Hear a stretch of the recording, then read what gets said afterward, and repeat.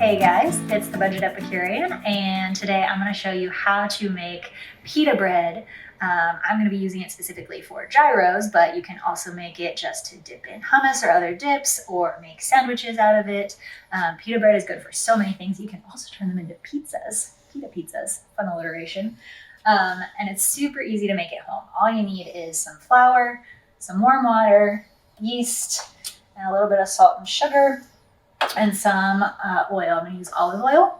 And then because I'm using these for gyros, I'm going to add some garlic as well. So I'm making garlic pita bread, but this is totally optional.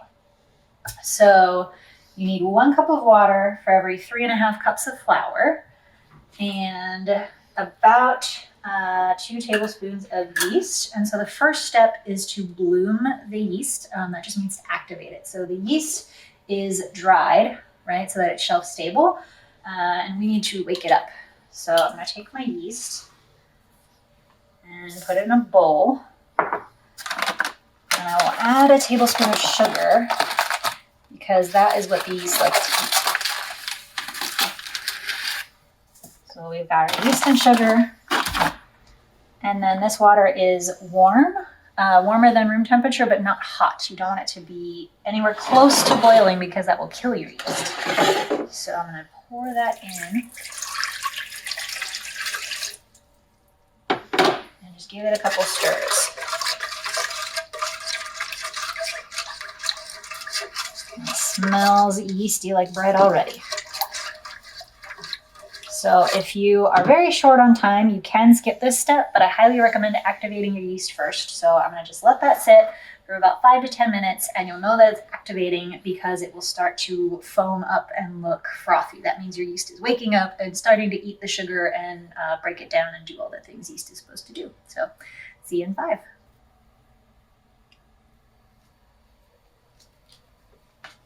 All right, so as you can see, the yeast is blooming and it's waking up and multiplying and doing all the things that yeast is supposed to be doing.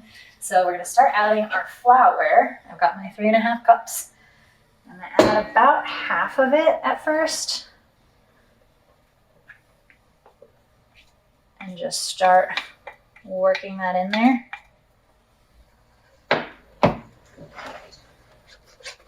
Mix it in. And before we add the rest of it, I'm going to toss in my olive oil. I've got a handy little measuring device here. We want 1 tablespoon of oil. And it doesn't have to be olive oil, but I think olive oil tastes the best, personally. But if you have different thoughts, that's okay. And then about 1 to 2 teaspoons of salt. I do a nice big pinch. And got our spoon dirty, so do my best estimate at a tablespoon of garlic. Looks right.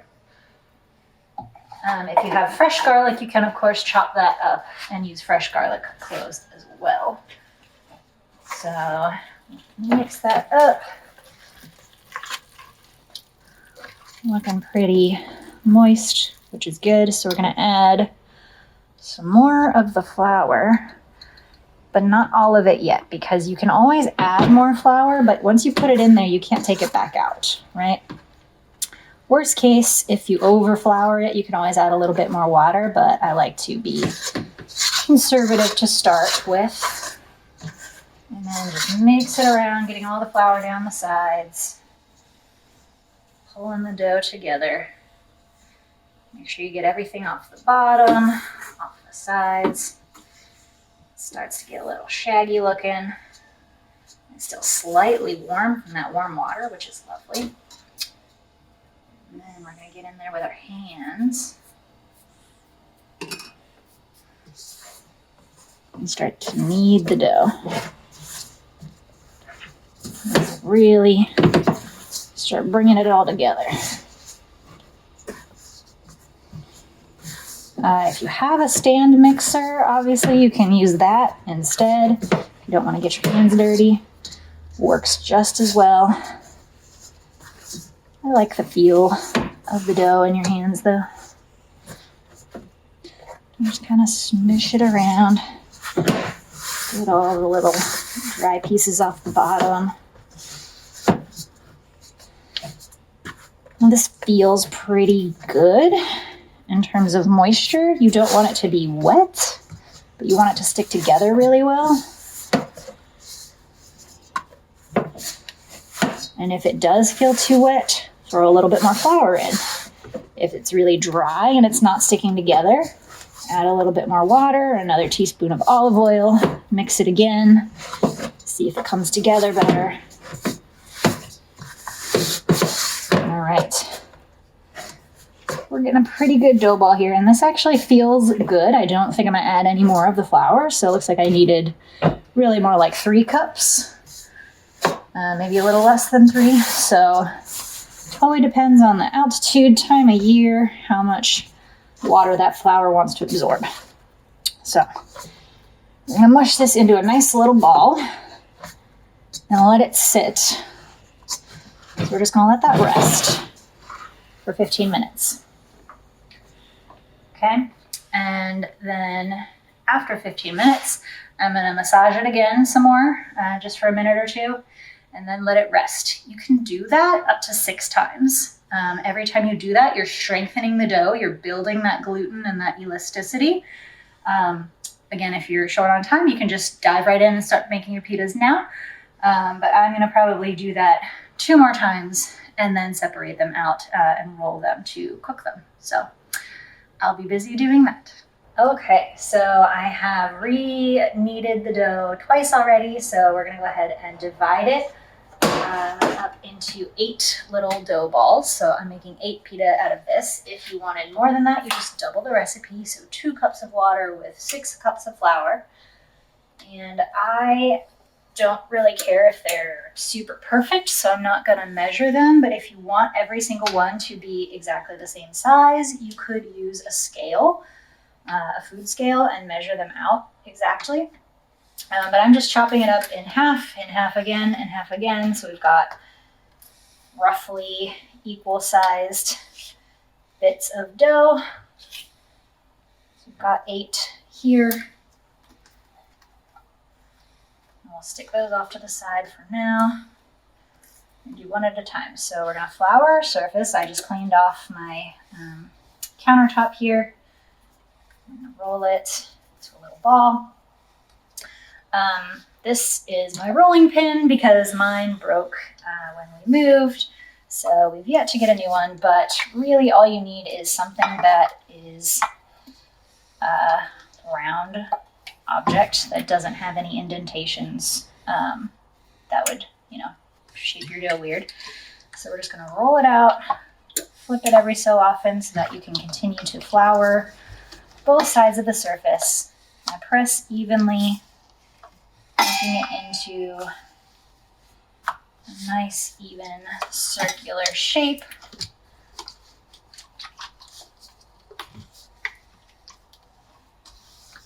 And pulling it in all directions. A real rolling pin would obviously work better, but hey, this is the Budget Epicurean, right? You work with what you've got. So if we've got some coffee creamer indentations, so be it. Okay, so we've got it roughly a circular shape. And then I've got my cast iron heating here. Cast iron's great because it retains the heat and it will heat evenly, but if you don't have a cast iron, any skillet will work. So it's already been oiled. And I'm just gonna put this down and take a fork. We're gonna poke. And this helps to avoid the bubbles. If you want to make a pita pocket instead, don't poke it and it will bubble up and air will form in the inside, and then you can use it as a pita pocket. But for these, I want to use them for gyros, so I just want them to be nice and flat and soft. And we've got it on a medium-low heat because I don't want to burn them. And so you just let that cook for 2 to 3 minutes, flip it, and then cook it on the other side. So we'll just let that sit while we roll out some more and Just keep flouring your surface as you work. Kind of going in all directions to make a roughly equally shaped circle out of your dough. Now if you get a little outlier like this, you can smush it all together and re-roll it, up to you. You can also take your fingers and kind of try to push it into more of the shape you want, get it more circular like so. Really just depends on how exactly the same and perfectly circular you want your pita breads to be.